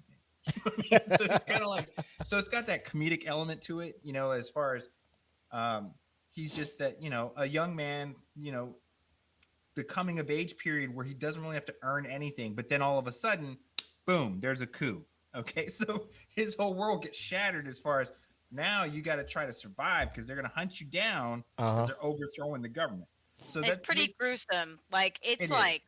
in your face. Yeah, You don't even expect it. That's what I mean. It's that funny, and then boom, So it's like, Yeah. but it Crazy. keeps that comedic feel for it. So that part is good. The art is good. It is very timepiece sets, but of course they're following very well because it's based on feudal Japan. Yeah. So it's very easy for them, but it's the color. It's very colorful. It's beautiful, but like Jackie said, it is very brutal when it comes to the reality of it all. But you're watching this character who his whole life hasn't had to measure up to anything, and now he actually has to become something. And it's there, but it's kind of like that thing, like it's there in the back of you, kind of like when you're told all the time when you were going through training and stuff. They're like, you're gonna fall back on your training. And I was like, what? But it's like that. He has to fall back on that to survive, and he has to rely on the people close to him that he may not have always been the coolest person to. So it's a coming of age in a setting where he has no choice, so he's forced along. So in that aspect, it's a man versus himself in a way, because he's got to overcome what his expectations were and become someone that he was only going to be pretending to be. So it's definitely interesting. It's a different take on the hero. He's not the best hero. He's not the worst hero. He's the I was never meant to be a real hero kind of guy. Mhm. So that's what brought me to it, my attention. Uh-huh. But yeah, it is brutal, but it flows very well. And I think being at only 12 episodes, again, we've all kind of picked these easy ones to pick up on for people. Mhm. It's another one that you can walk right into. I'm almost done with it. I think everybody else would enjoy that 12 episodes, knock it out, and then hopefully they'll continue this because it does have like 19 volumes to go through. So I do recommend it. It's a fun watch. Plus, it's done very well. The art and everything is beautiful. So I'm looking into it, and they're just like, what did it say? He has an ability, superhuman ability to flee and hide. Yeah, He's that's So it. is he Really like is. is he like the best? That's Like why he it's just called the fucking elusive That's yeah. why he's samurai. elusive. He's hard for them to Yeah. catch. They can't catch him. He's the only one that's able to like get away from anything. So because he Yeah, can hide, he can he's very sprint good at away. getting Like away. Oh yeah, wow. Yeah, I and it's gotta check because that like when out. he was younger, or when it shows it like in the first episode, Uh anytime they're looking for him, they want him to do something. He's like absolutely not. Yeah, So he exactly. just figured out He's so how good to at hide slacking. and His, not get found. yeah, his slacking is carried over to him being like this huh. ultimate escape artist. It's like, But then he's great. He's super yeah, fast. You can't get him. Yeah. yeah. That's one of the skills of being a slacker is he's able to wiggle his way out of any kind of That's responsibility dope. before, and now that's his survival skills. Yeah. That's the shit I want. Yeah. For Right. real. Sergeant McCoy. Woof. He Sure, was where you at? he Like, was just here. that's what Jackie needs too. They give Yeah. Jackie like 15 jobs at her unit. It's like, here you go, here's another job. Oh. Oh man, that's good. Yeah, I'll definitely check that out. Yeah, I also like that it's just the 12 episodes. So you just get in there and get caught up and spun up on everything. But again, Shonen, so it's on Weekly Shonen Jump. So if you're subscribed to the thing, you can catch the manga over there and read and possibly get ahead of it and know what's coming up because a second season has been announced. So Yeah. cool. All right, Jackie, what's number 3 for you? Okay, mine's a little mature. Oh, Okay. is it? Um, yes, this one is called Yakuza Fiancé. Oh, that Um, was cool. or I it's like that. also, if you want to say like the Japanese, it's Reizwa Tanin Gali. Um, but it's basically about like the Yakuza as it sounds, and Mhm. the main character is a female, and essentially it's a crime-focused romantic dramedy, if you will. There's a lot of drama surrounding it, but it is a comedy too. Oh, yeah. About this girl who's in high school, named Yoshino, and she becomes engaged to this guy named Kirishima, who's the grandson of a powerful Yakuza leader. She wanted nothing to do with him, but Yep. her grandfather like needed her to like get engaged to him. And she's like, I don't want to do this. And he's like, well, I need you to do this. And she's like, well, I'll go like meet him and I'll see if like I even still want to do this. Um, the arranged marriage is a power move between both of their Yakuza families, and then she ends up only agreeing to it in order to seek her own revenge. It subverts the "I can fix him" trope by corrupting Yoshino instead of reforming Kirishima. So the dude is like a huge narcissist, like I mean big time. Like Yeah. if you could like figure out what a narcissist is, it is It's absolutely his him, and he picture. has all of those character qualities. And he thinks that she's just another girl that's come here to like try to win him over or do something because he's like hot or this leader. When really, like, something happens. I can't remember if it's the first or second episode, but they end up getting into this fight, and he like basically tells her that he's gonna kill her, and if she like doesn't listen to him or whatever, and then she turns her whole demeanor from being nice, and she's like, huh, she's like, who the fuck do you think you're talking to? And then it just like switches, and they're like at high school where they're talking about it, and or no, so they were at something whatever, and then like at I remember what it is. So he like told her something about like sell a piece of your body or something like that. So she ends up selling her kidney for $4 million, and then she comes and shows up to school, and they're like talking shit to each other, and she just drops this bag off in front of him. And he's like, what is this? She's like, all right, this is your $4 million.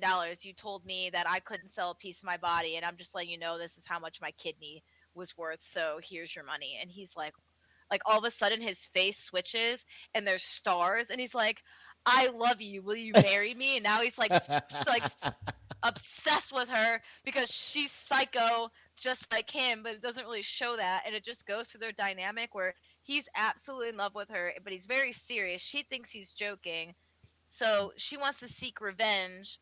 So she just says like, we're not married, or we're not getting married in a relationship, but I'll give you 1 year. I'll just stick around you for 1 year. And it just goes through like him being super sneaky. He's sleeping with a bunch of chicks behind her back and doing all these like sleazy things. She knows he's doing it. She puts GPS trackers on him just like he puts GPS trackers like in her phone and knows Yep. everything she does. He's a psychopath. And then she calls him out for it. She's like, "Hey, I saw what you did. If you just want to know where I'm going, you can ask." Also, and then she'll go behind his back and like show up when he's doing meetings and stuff, and she'll like pop up and like help him out. He's like, "What are you doing here?" And she's like, "You don't think I know what you've been doing this entire time? This is all the things I've been doing." And then he just falls more in love with her because he's like, "You hate me." That's just Because kind then of she'll, crazy. Yeah. yeah, it's funny. I like it a lot.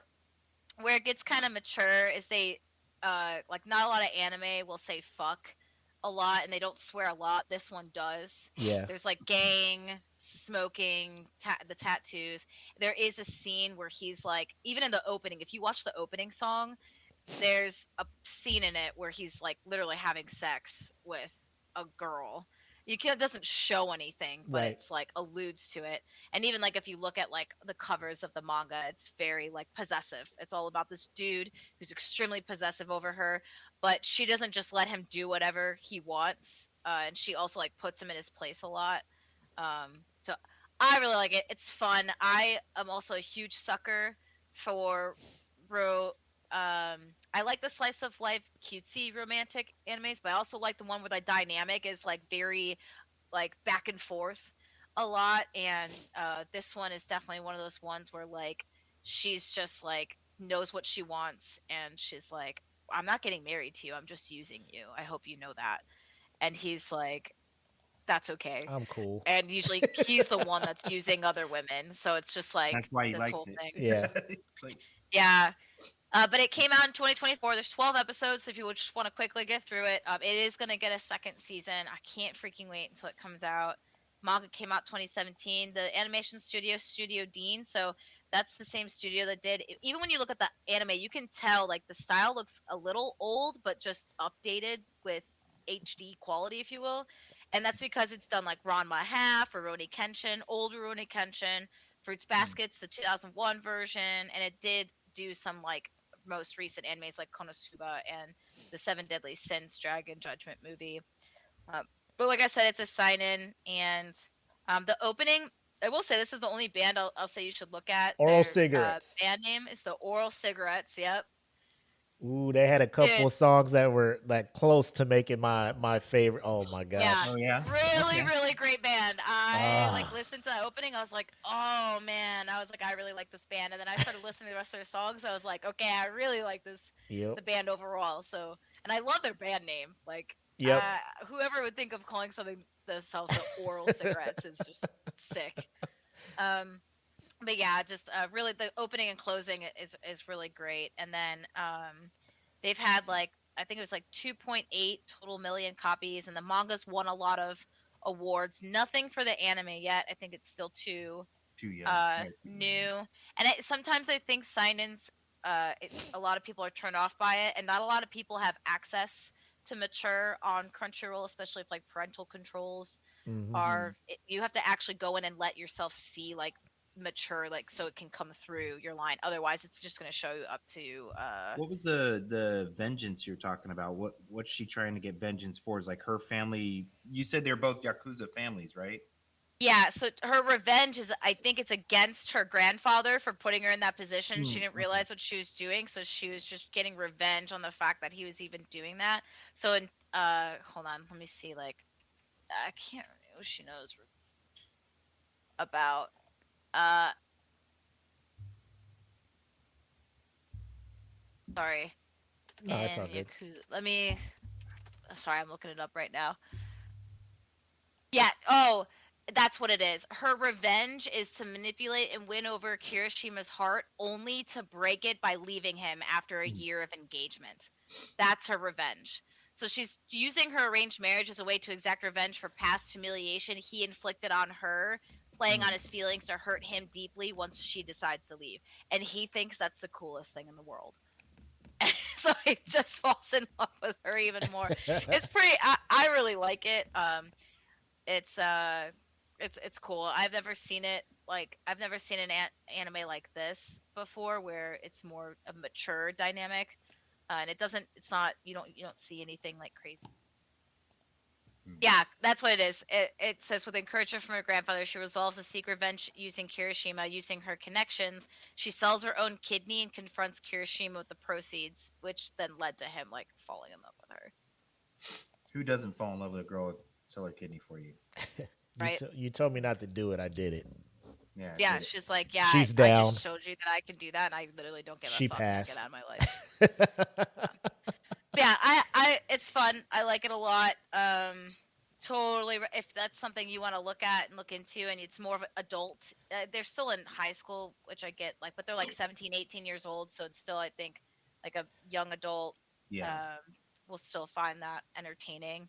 Yeah, I think that was one of my this year. I liked all of them. I loved Frieren, but definitely like really loved Yakuza Fiance. Yeah, I think it's on the list. I was putting together a list of stuff to watch, and I think that's on there. So I'll definitely check it out.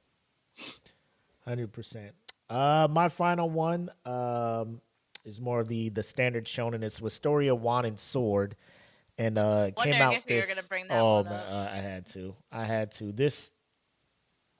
So the studio, I'll just get into it. It's Actus, and it's under a Bandai Namco picture. So Actus.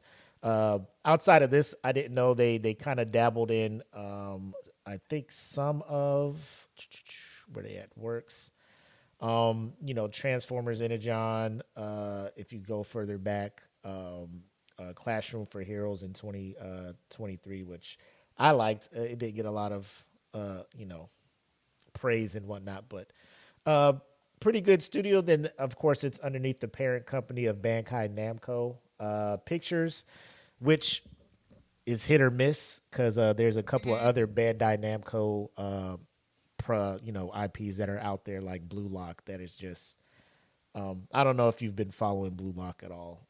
It was I've like been reading like reviews and some Reddit stuff, and I've been it seeing some it was lately. I've been the seeing some mixed new reviews about it. yeah, it's not in a good spot now. Because what happened with that one is it's supposed to be the next big sports anime, kind of replacing Yeah, Haiku, and it was. I and heard it it was like was, really and great. then Everything. season 2 or the next season came out. I don't know what the animation is, but it's more like a PowerPoint, right? So it's a lot of still pictures with like effects. So like the dude will be talking and yelling about to kick the ball. He's like, "Oh, this is my special thing. Like I found my flow in my zone," and he's about to kick, and then it's just sitting there with like effects going on. Then it'll turn to another still of him like kicking, and you'll see the ball with a line saying that he curved it, and people are like, "Yo, what the fuck is going Oh, on here?" Right? I think Because that's it's lazy. That's because probably lazy on the animation the studio. arc that was going on was their team against the Japan under 20 team to figure out the future of soccer in Japan, and it's just the best athletes are playing, and you're just like, this is when you chose to get away from the previous animation company. So word on the street is that they have let that animation company, now it's under Bandai Namco Pictures, I don't know the actual studio that was doing it, but they let that one go. So I'm thinking when they come back, it'll be a new animation studio doing it. And there's a change.org thing. Like everybody's like, Ufotable, please pick this up and do something with it. And Yeah. if they did it, I'd be 10 toes down for it. But that's neither here nor there. Let's talk about Wistoria. So right off the bat, it's like I said, 12 episodes. Get in there, watch it over the weekend. If you got a long weekend, knock it out. It's a good time. 4 hours. It's only 4 hours. I'm telling you, get it done, and you will not be disappointed. Episode 1, you see the animation, you're just like, is Mappa fucking around with this? You're looking, and you go and look at Bankai. This is you. So it's if you watch Mashal or any things like that, Black Clovers, a dude in a world of magic. Magic rules everything. However good you are at magic, that raises your status in life. The main character, Will, he does not do magic, right? He's not good at it, but he's super smart. He researches monsters. He does everything well, but the actual casting of spells and doing magic. He has no wand. What he does have is a sword. The crazy thing is he's trying to be reunited with his best friend, who I believe her name is Elfaria, who was the youngest what is it? Magna Vonder, that is like the peak of magicians in their time. So once you reach that level, they take you up to the fucking tower and you just look upon the world and be like, that's it, right? So he's trying to get up there, Yeah. but his obviously the track to get up there with you not being able to do magic is difficult. So the way you level up in the school, you got to get points by doing magic exams and stuff, or you just bring back artifacts from monsters. You go down to the dungeon, you kill monsters, and you bring them up. So that's what he's been doing at night. Is going down, destroying the monsters, studying them, learning how to defeat them and stuff. He has this uncanny ability, almost like Mash is just Magical. he's just really good at the physical aspect of fighting, of melee. But as the season progresses, he starts awakening certain abilities, not quite magic, but certain abilities. And like, bro, I can't stress how good the show is. Of course, he has the high school bullies, the people that are very uppity. The top three of the school. They're just like, we're the shit. You're beneath us. You got to do what we tell you to do. All of these things, but they have a whole tournament. I think a lot of the things was he was raised. What is it? The dwarves. He's very close to them. So the dwarves and the Oh, yeah, magicians, yeah. the magicians look at the dwarves as lesser than, right? So Yeah. him and one of the top students, they have a beef because dude shows up to the dwarfs restaurant, talks bad on him, does all this stuff. Will's just like, yo, we'll settle this at the tournament. So it became a whole thing. I will say the ending of that particular arc where he was fighting in that Oh. I watched that scene over and over, like at least 5 times in a row. I'm just like, bro, if anything doesn't get you hyped, this should do it. But oh my God, it's so good. And the season ends again on a very high note as well. You can't help but root for the dude. To me, I'm like, this is what Ashta Very should. humble, This is too. what Ashta should have been. Is what Will is. I look at Ashta Yeah. like him awakening and getting his powers with the sword and stuff. I'm like, Will is a way better, toned down. Like I appreciate everything. I think that's why I gravitate to this More Yeah. this humble anime. and- It's like This is what it should have. this is what Black Clover should have been. Anime should have been like. Gosh darn it! 100%. Now that I say it out loud, I'm like, I'm describing Will. I'm like, this, he has no power. He's trying to get here, and just like Asher, I'm trying to be the best, the Wizard King. Like you don't know magic, you're not gonna get there. Like Will's like, I'm gonna go to this tower. It's like, bro, the best of the best go up there, and you can't even cast a spell. Get out of here. Yeah. But Plus, it costs like yeah, whatever those things are. yeah, like the amount of or not XP, but points you need to get in order to level Yeah, up there. Like basically. he can't get there, but please check this out. It's totally dope. Once the first season ended, like it was automatically like the studio's just like season 2 has been announced. So be on the lookout for that. When that's coming out, I don't know, but in the meantime, like you said, a lot of the anime we've been suggesting is pretty like a quick 4-hour. You could probably knock it out over a weekend. If you got time throughout the week, just watch a couple episodes. You can get these knocked out and be spun up for the next one. But the manga,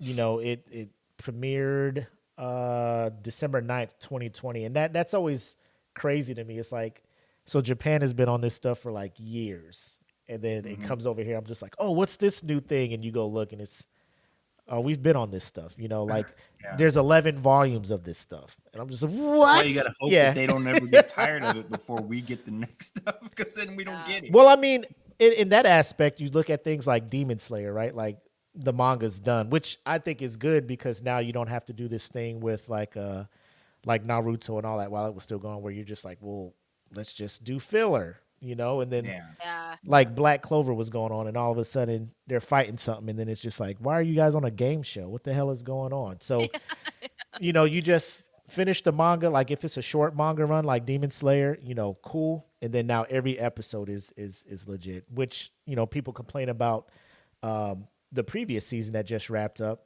like, oh, it's so dry and boring. Like if you read the manga, you know the training arc has to go through. Like they're gonna give you what's in the manga. Yeah, I didn't think it was boring at all. I thought it was excellent. No, it's just people that were just like, They is wanted more this action. needed? This could have probably just been a couple episodes. Like no, because like just let them cook because what they're setting you Yeah. up for. Well, and I mean, if you, I'm not a fan of the training montage Right. that goes. Oh, see, I like them. Well, I like the training. I like it when they go in depth because you saw in the very beginning Tanjiro training on the mountain. Okay. Yep.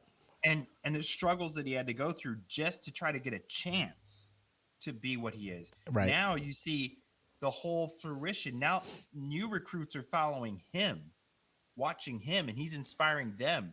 And it just the depth that they character go in the arc. show with the training, it builds on Tanjiro altogether. Yeah. So it's not like you're just watching him do like push-ups and chop a tree down.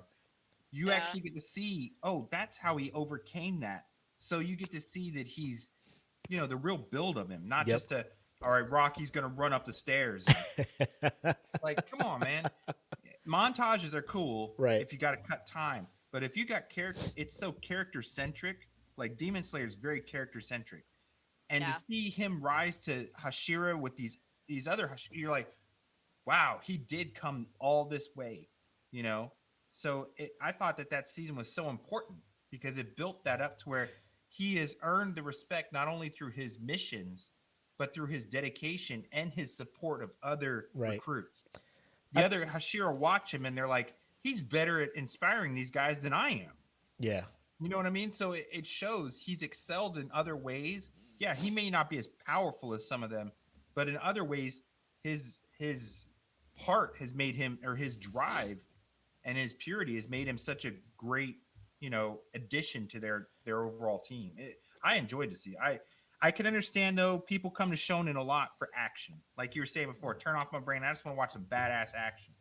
But you build on the characters enough, and you can have a whole thing where there's no fighting at all, and it's intense.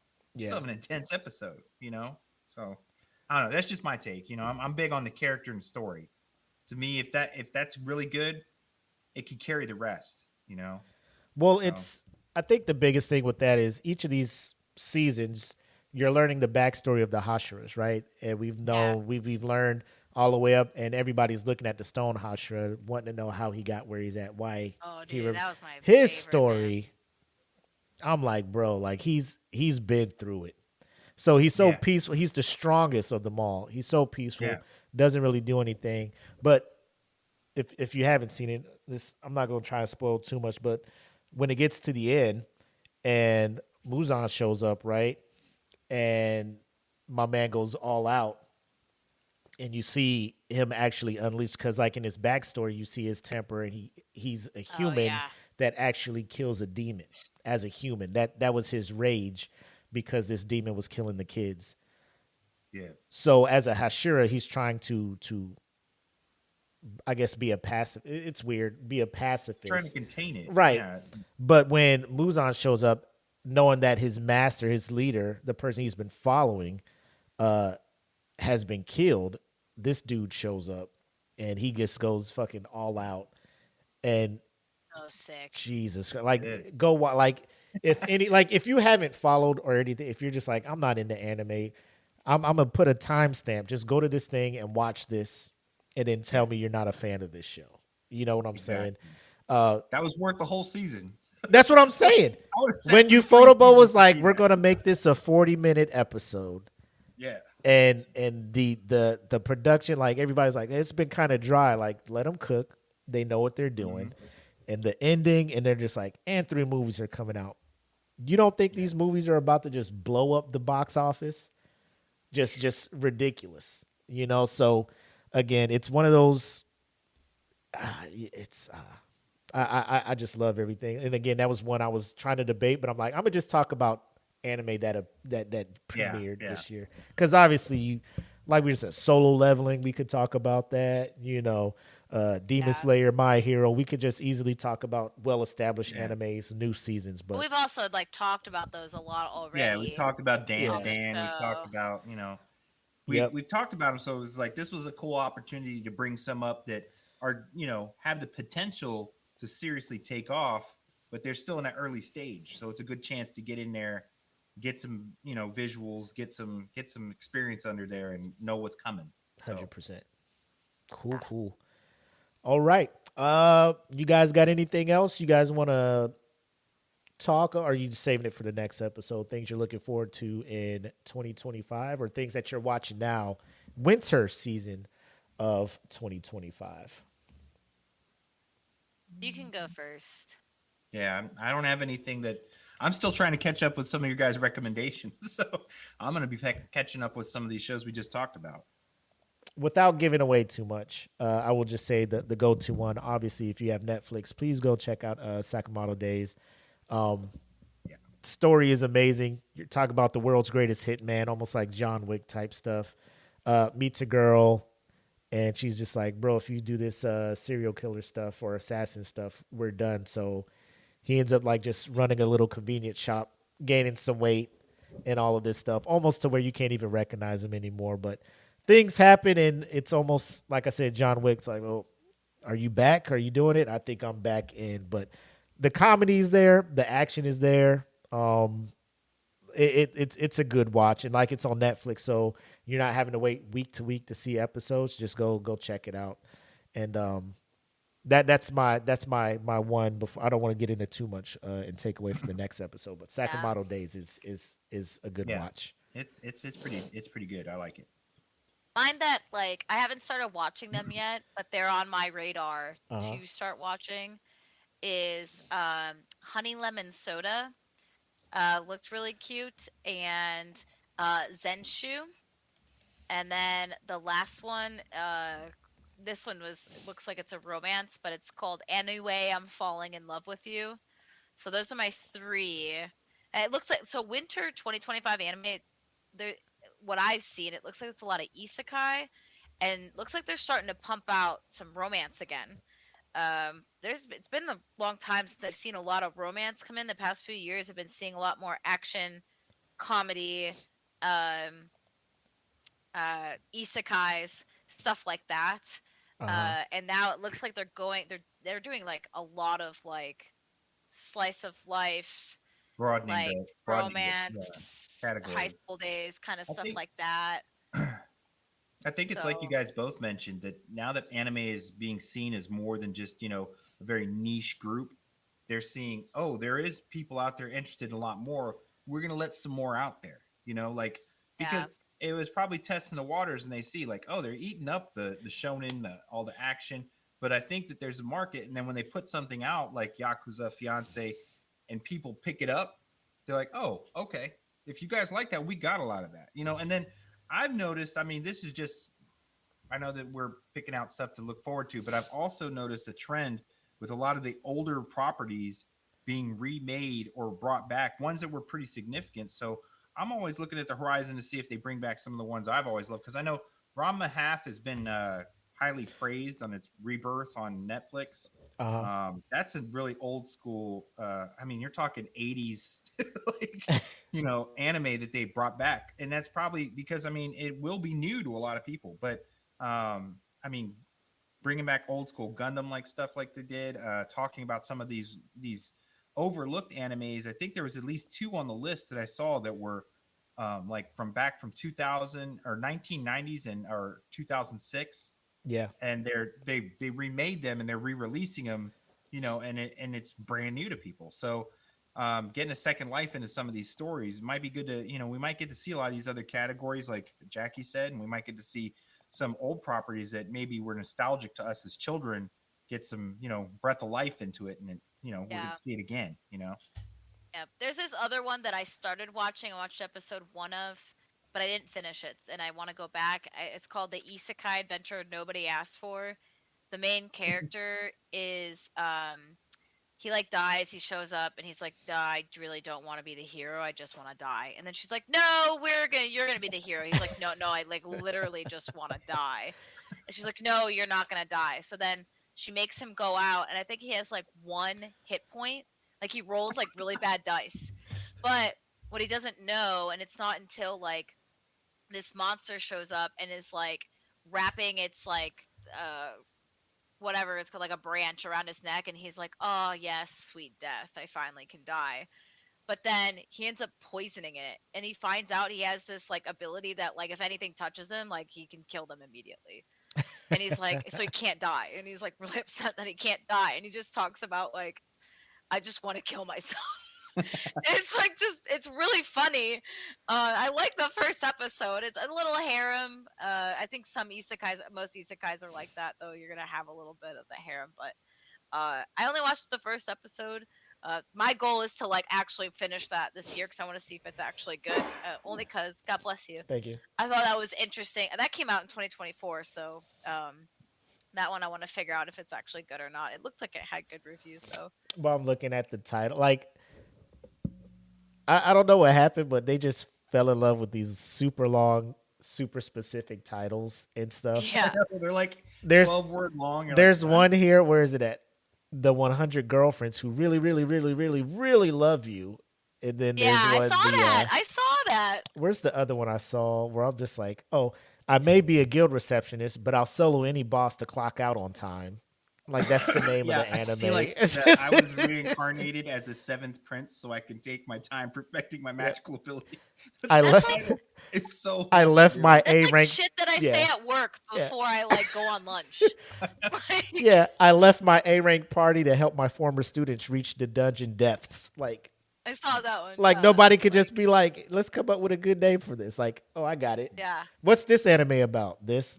Well, that's the title. Let it roll it. It's, Just listen to it. it's the way Just Word. read the title. It's the way Word names all your files when you type. If you don't put a title at the top, it just takes the first sentence of the Oh yeah. code. It's like, Yeah. there's Where's the file that name. document I had? Oh, the first sentence. But yeah, 2025 is still not even including continuations, new seasons. Oh yeah, of I was about to say there's well-established- so many yeah. continuations to this year. It's gonna be fire. One you should be watching is Solo Leveling season 2 because that shit is just Yeah. that's next level stuff right there. But a lot of stuff on the way. We don't want to keep you guys too long. We're going on 2 hours. You guys got anything to say to the masses? Nope. I said everything I wanted to say today. Okay, so please tap in. We'll be more active on the social media. Like I said, we've all had to take a break and stuff. Everything's going on. We'll be more active, pushing some anime news to you guys, things that are coming down the pipe, rumors, things along those lines. So just stay in touch. And with that being said, hopefully we will see you guys in 2 weeks. If not, we'll let you know what's going on so you know when to expect us. But until then, you guys be safe. Enjoy some anime, hentai if that's your thing. We don't judge over here. Yeah. Watch what you Maturity watch. has different levels. No judgment. Enjoy what you enjoy. Until next time, peace. Sayonara. Ooh, that's a nice one. I like that.